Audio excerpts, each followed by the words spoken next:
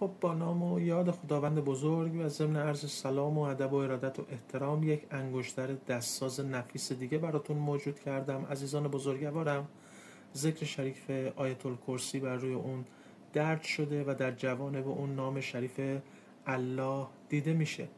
همونطور که عرض شد نقره 925 استرلینگ بالاترین عیاره و سنگ هایی که در جوانب اون به کار رفته سنگ عقیق سیاه، اونیکس یا اسود خودمونه.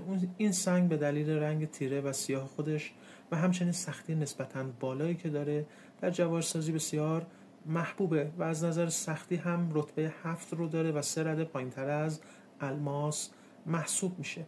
عزیزان دلم، عقیق سیاه سنگیه که نیرو بخشه و برای ورزشکاران و افرادی که در فشارهای روحی و روانی هستن بسیار مفید و مؤثره. همونطور که میدونید در آیین هندو هم این سنگ به واسطه انرژی بخشی بسیاری که داره برای چاکرا اول یا ریشه بسیار مفیده. در یک کلمه میتونم بهتون بگم سنگ قدرت، جسارت، صبر و استقامته.